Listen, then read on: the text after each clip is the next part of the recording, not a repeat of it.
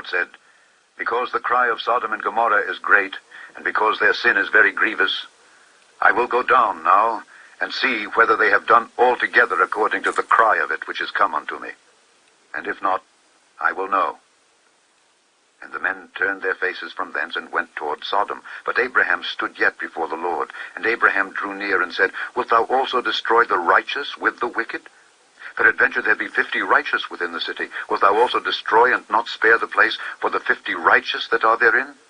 That be far from thee to do after this manner, to slay the righteous with the wicked, and that the righteous should be as the wicked. That be far from thee. Shall not the judge of all the earth do right?" And the Lord said, "If I find in Sodom 50 righteous within the city, then I will spare all the place for their sakes." And Abraham answered and said, "Behold, now I have taken upon me to speak unto the Lord, which am but dust and ashes. Peradventure there shall lack 5 of the 50 righteous. Wilt thou destroy all the city for lack of 5? And he said, "If I find there 45, I will not destroy it." And he spake unto him yet again and said, "Peradventure there shall be 40 found there." And he said, "I will not do it for 40's sake." And he said unto him, "Oh, let not the Lord be angry, and I will speak. Peradventure there shall 30 be found there." And he said, "I will not do it if I find 30 there." And he said, "Behold now, I have taken upon me to speak unto the Lord. Peradventure there shall be 20 found there." And he said, "I will not destroy it for 20's sake." And he said, "Oh, let not the Lord be angry, and I will speak yet but this once. Peradventure 10 shall be found there." And he said, "I will not destroy it for 10's sake." And the Lord went his way as soon as he had left communing with Abraham. And Abraham returned unto his place. Chapter 19. And there came 2 angels to Sodom at even. And Lot sat in the gate of Sodom. And Lot, seeing them, rose up to meet them. And he bowed himself with his face toward the ground. And he said, "Behold now, my lords, turn in, I pray you, into your servant's house, and tarry all night, and wash your feet, and ye shall rise up early, and go on your ways." And they said, "Nay, but we will abide in the street all night." And he pressed upon them greatly, and they turned in unto him, and entered into his house. And he made them a feast, and did bake unleavened bread, and they did eat. But before they lay down, the men of the city, even the men of Sodom, compassed the house round, both old and young, all the people from every quarter. And they called unto Lot, and said unto him, "Where are the men which came into thee this night? Bring them out unto us, that we may know them." And Lot went out at the door unto them, and shut the door after him, and said, "I pray you, brethren, do not so wickedly. Behold now, I have 2 daughters which have not known man.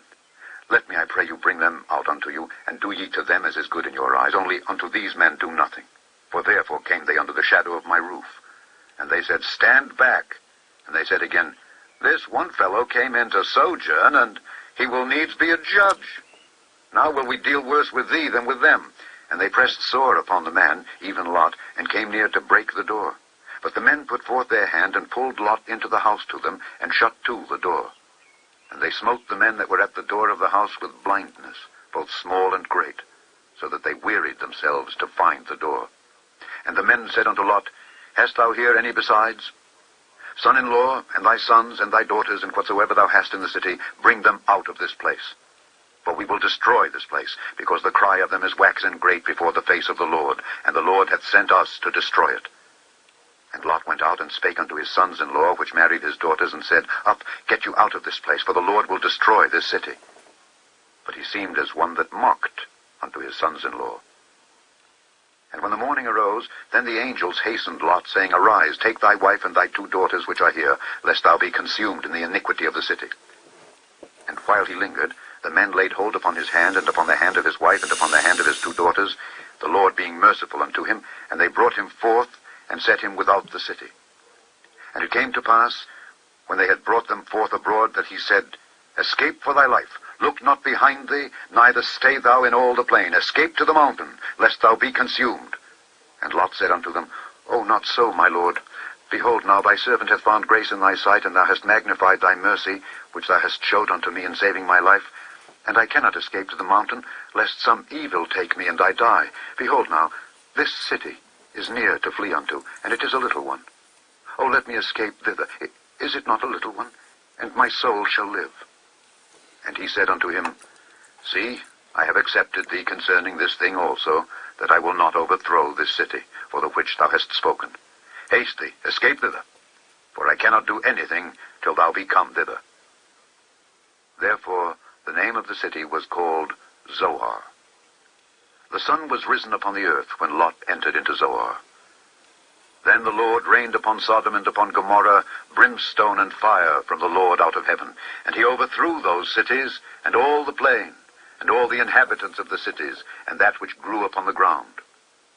But his wife looked back from behind him, and she became a pillar of salt. And Abraham gat up early in the morning to the place where he stood before the Lord, and he looked toward Sodom and Gomorrah, and toward all the land of the plain, and beheld, and lo, the smoke of the country went up as the smoke of a furnace. And it came to pass, when God destroyed the cities of the plain, that God remembered Abraham, and sent Lot out of the midst of the overthrow, when he overthrew the cities in the which Lot dwelt. And Lot went up out of Zoar, and dwelt in the mountain, and his 2 daughters with him, for he feared to dwell in Zoar.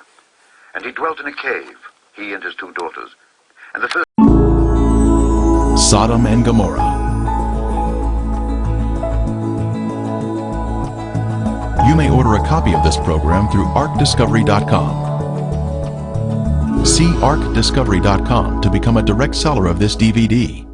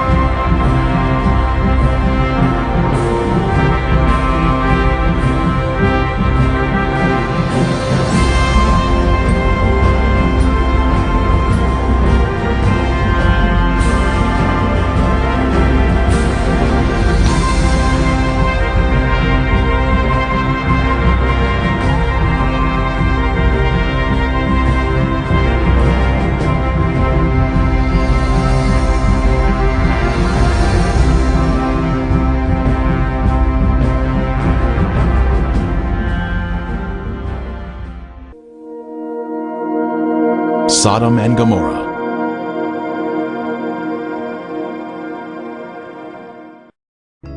When the morning dawned, the angels urged Lot to hurry, saying, Arise, take your wife and your 2 daughters, who are here, lest you be consumed in the punishment of the city. Lot, his wife and daughters, all fled from the terrible destruction of Sodom. Likewise as it was also in the days of Lot, they ate, they drank, they bought, they sold, they planted, they built. But on the day that Lot went out of Sodom, it rained fire and brimstone from heaven, and destroyed them all. Wicked men were punished by the Lord in a divine judgment of fire. The intense heat consumed the wicked cities and their inhabitants.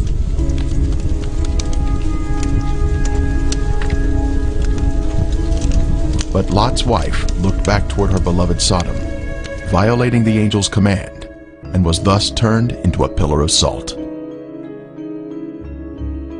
turning the cities of Sodom and Gomorrah into ashes, condemned them to destruction, making them an example of those who afterward would live ungodly. This is a visible example that is mentioned here. The Bible tells us the cities were in the plain of Jordan, which is the area surrounding the Dead Sea, and it was once a beautiful, lush area. At 1,300 feet below sea level, this is the lowest place on earth, a very hot and desolate region that was cursed by God because of the sins of the people. Sodom had pride, fullness of food, and abundance of idleness. Neither did she strengthen the hand of the poor and needy. And they were haughty and committed abominations before me. Flavius Josephus, the first-century Jewish historian, tells us, "There are still the remainders of that divine fire, and the traces of the 5 cities are still to be seen." Popular thought has it that the cities were later covered by the waters of the Dead Sea. But if Josephus could see the cities in his day, then we should be able to view them also, as the water level has, if anything, receded since his time. And the border of the Canaanites was from Sidon, as you go toward Gerar, as far as Gaza, then as you go toward Sodom, Gomorrah, Admah, and Zeboim, as far as Lasha. The biblical description tells us the cities were spread out, forming a line along the Canaanite border, not grouped together in one area, as some may think. Driving along the coastal highway of the Dead Sea in Israel, one can soon see peculiar formations that are of a lighter color than the surrounding terrain. These are the ashen cities, destroyed by the wrath of God. These cities were consumed by intense flames, a supernatural heat that was directed by the hand of God. Today there is ash that is of lighter color than the surrounding mountains and terrain. As mentioned in the Bible, this is a desolate area where nothing grows.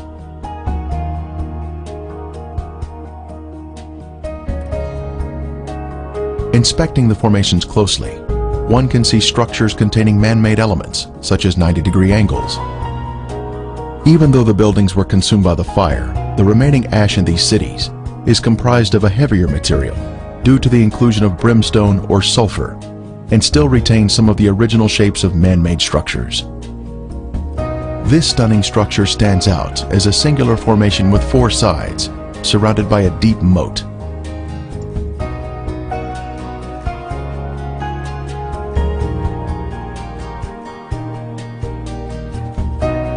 We move in closer to inspect the unusual features evident on the side of the formation.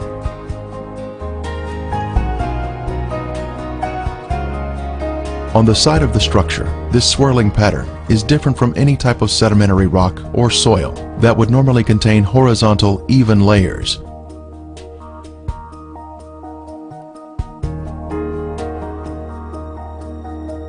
These swirling designs were also seen in other ashen formations in the cities. This is evidence of extreme heat, up to 6,000 degrees Fahrenheit, where thermal ionization occurs, when the electrons repel and attract, forming these unusual swirling designs.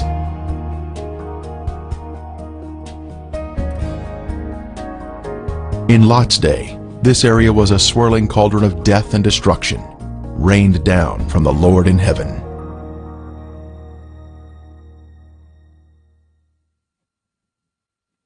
Strange anomalies can be seen here, such as these fragile layers of material which disintegrate when touched.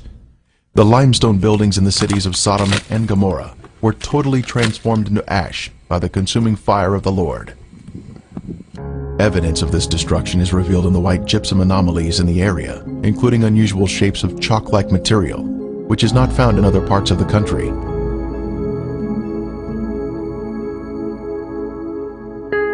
Even layers of white and gray material can also be seen, comprising gypsum and ash. At the time of Elijah on Mount Carmel, the Lord sent down a superheated fire from heaven, consuming the stone altar and sacrifice, turning them into ashes. Then the fire of the Lord fell and consumed the burnt sacrifice, and the wood, and the stones, and the dust, and it licked up the water that was in the trench. We are also told, For the Lord your God is a consuming fire, a jealous God. When God unleashes a consuming fire, it will turn stone into ashes. At the perimeter of this city, one can see this amazing Sphinx still standing today.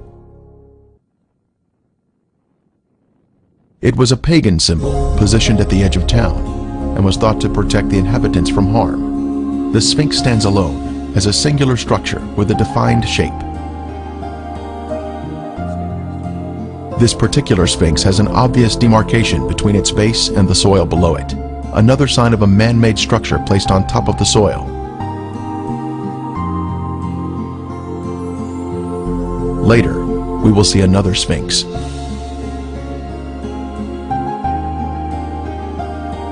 From a higher level, a large section of gypsum has fallen down here.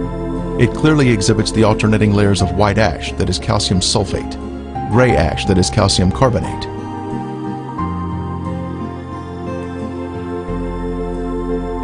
One can also find loose or powdery ash that is quite thick and has been deposited next to the formations. The ash is made up of calcium carbonate and calcium sulfate, which comes from the limestone buildings and the brimstone mixing together during the fire.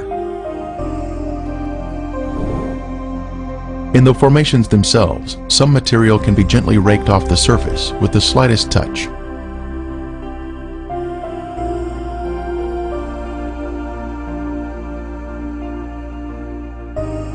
Looking down the city streets, one can notice man-made shapes which are not found in nature.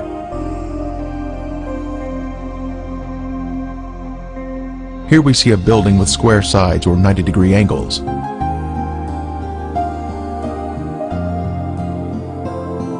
From the opposite side, we can see the same symmetrical structure and man-made angles.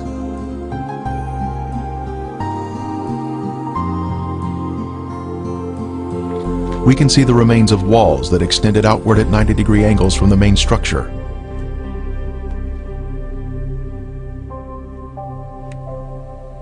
Once again, further evidence of man-made construction. Here we can see square windows that are visible in the walls of the structures, which give us a view of the past. Scanning the city for signs of prior habitation, we can see in the foreground a tower of cylindrical design, positioned at the edge of the city. The remains have suffered greatly during 3,500 years of wind and rain erosion. Even still, there is the appearance here of streets and man-made structures.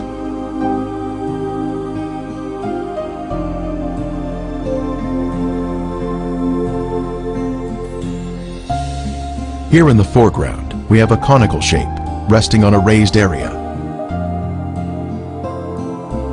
A short distance away, we see another similar shape.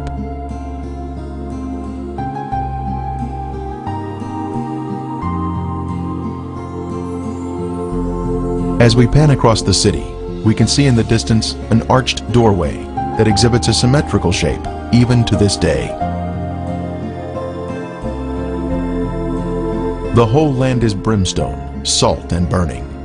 It is not sown, nor does it bear, nor does any grass grow there, like the overthrow of Sodom and Gomorrah, Admah and Zeboim, which the Lord overthrew in his anger and his wrath.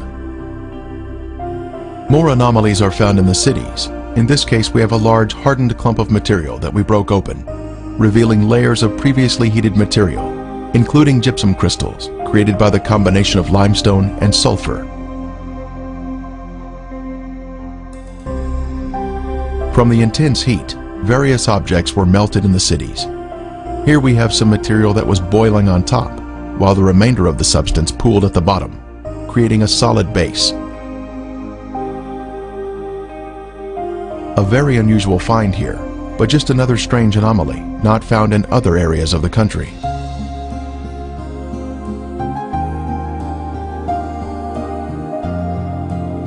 Here is another example of some type of substance that was melted from the extreme heat that God rained down from above. Resting on the ground, we find an unusual layer of gypsum crystals. Underneath the crystals is a layer of white gypsum, then gray ash, all of which was created by the great conflagration of heat, which consumed these sinful cities along the Dead Sea.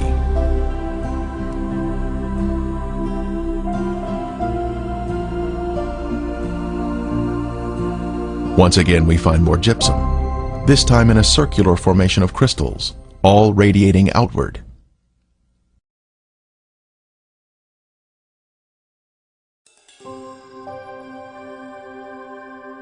Then the Lord rained brimstone and fire on Sodom and Gomorrah, from the Lord out of the heavens. Brimstone. Our first sample was found here, having been washed down from a higher location. This is the heavenly marker left behind, which proves the sites to be the real Sodom and Gomorrah. Ron Wyatt was the original discoverer of these cities in 1989, and he now describes the brimstone found here. Okay, we're down at Sodom and Gomorrah still. Right in front of you see some unusual looking spots on this. Shall we say, layer of ash. It's not stone, it's ash. Now we'll move in for a close-up of this. And you can see that they're kind of circular shaped places. Now what we have found, and we'll move in a little closer here, is that inside each of these is sulfur. That is in most of them. Now the ones that do not have sulfur in them, and this one we just took a bunch of sulfur out and put it in our specimen bag. But the ones that don't have sulfur have a very black center where they have where it's been very hot. So now we'll move in on this one where there is some sulfur still present, and back off just enough so you can see what we're up to here, and we'll go collect that sample in a bag.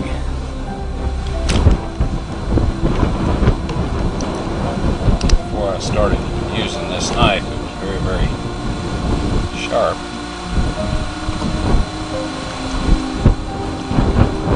Okay, here this is, and we have collected some more, and it smells and tastes like sulfur. Now the Bible tells us that it rained fire and brimstone upon the cities of Sodom and Gomorrah. Now what you see in front of you here is the results of large and small, well, varying sized chunks of sulfur, burning sulfur that have hit. And what we find here is that God rained this burning sulfur down upon this city, and rain is a perfect description of it. It landed just in the pattern that rain would fall, and the stuff, of course, the accumulative heat of all of this upon the city set the entire thing ablaze.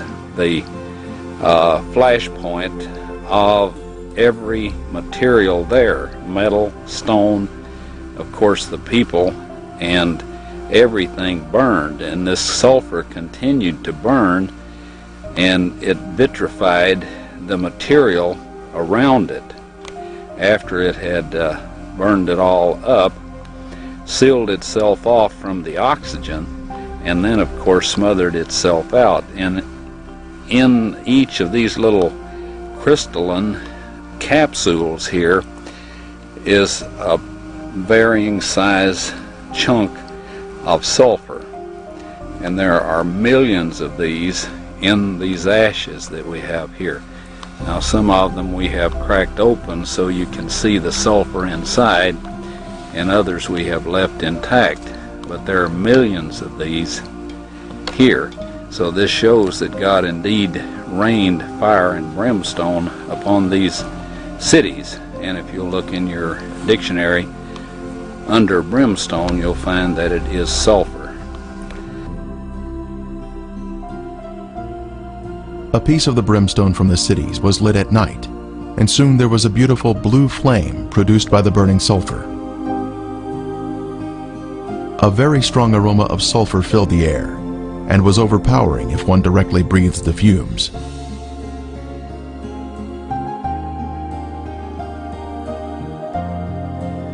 Exploring the cities further, more brimstone was found of various shapes and sizes.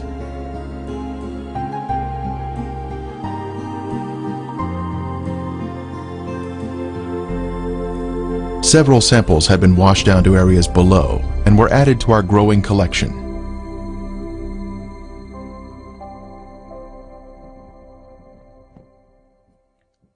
This brimstone is made of monoclinic, white sulfur that has been burned or cooked at a high temperature.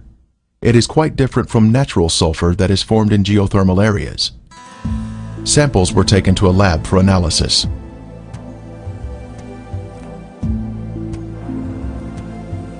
Each specimen was carefully separated and prepared for testing, with the outer portion cast aside.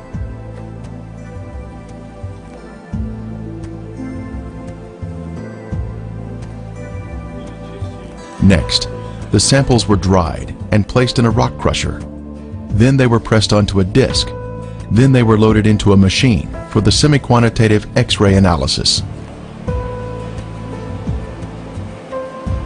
Each sample was individually transported into the testing chamber for analysis. The results proved to be quite amazing.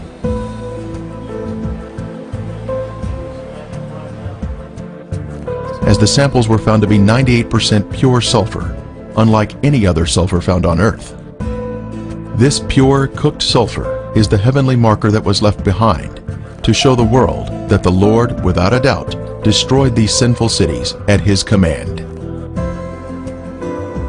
Critics have said that the sulfur is from volcanic activity, but that type of rhombic sulfur is only 40% sulfur and is of a crystalline form, unlike the white, compacted monoclinic form that is found in the ashen cities today.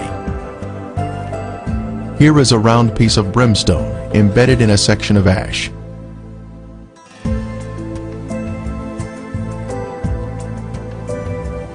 Another clump of ash contains a piece of brimstone that has a burn ring surrounding the unburned sulfur inside.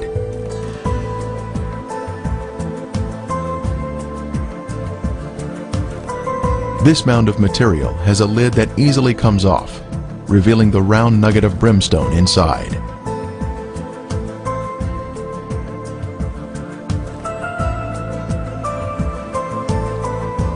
As we gaze across the southern end of the Dead Sea, we can view the El Lisan Peninsula in Jordan.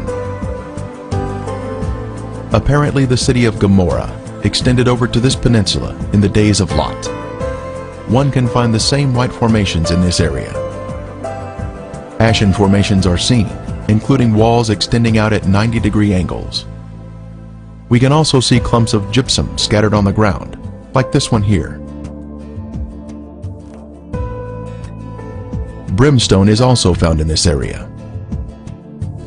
Incredibly, a Byzantine-era church was constructed here, as noted on this sign, built here because the area was known for its biblical significance.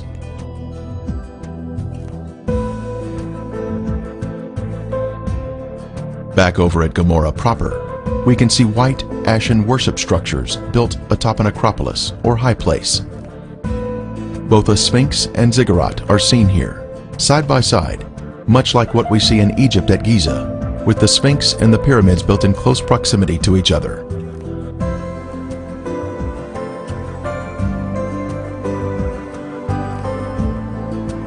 While inspecting Gomorrah, other visitors arrived to view the unusual formations. The Sphinx is made of a white material, whiter than the ash surrounding it. Perhaps it was built of more expensive components and dedicated to their pagan gods. The Sphinx represented a god of protection, but even it was consumed in the flames. It is approximately 30 feet long and is quite impressive, both in its shape and size. Resting near it is the ziggurat, symmetrical in shape and also comprised of a special white material. Here we can see a ziggurat standing next to a symmetrical tower. Next, we can see an arched door between two pillars, and once again, another arched door. As we scan across the city, our eye notices a raised white formation in the distance.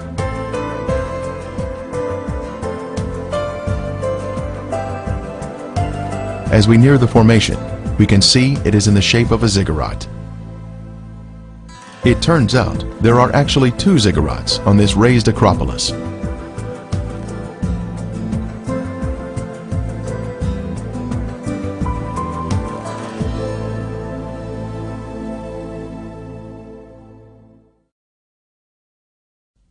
As we stood next to one of the ziggurats, our team found perfect specimens of melted brimstone, where the liquid from the burning sulfur had cooled down, forming a hard, crystalline shell around the unburned sulfur that was hidden inside.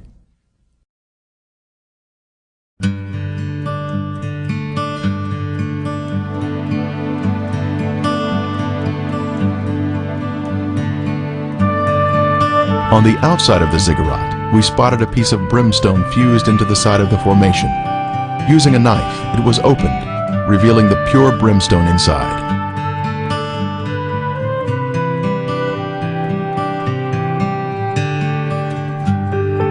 Resting on a ledge of the ziggurat, we see another sample of brimstone that was opened with a knife, once again revealing the pure sulfur inside.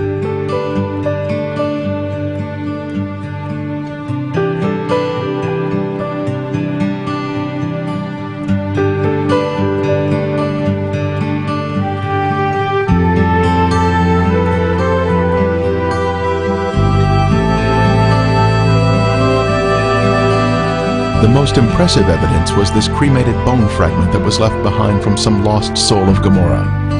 The bone marrow inside was cooked until it had turned white. This is a moving testimony of God's power to destroy those who reject the Holy Spirit.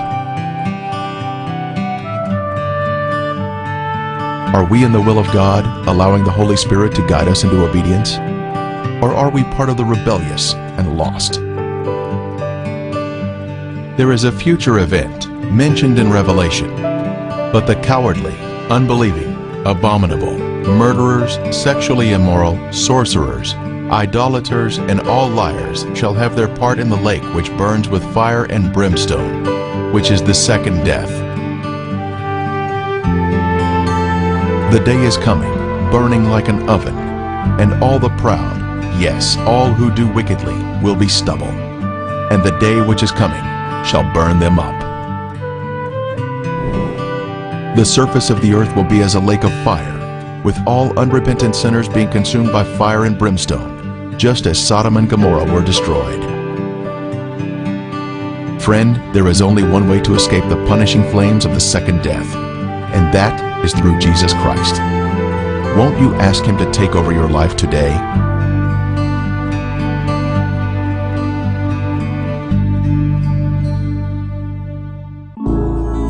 Revealing God's treasure.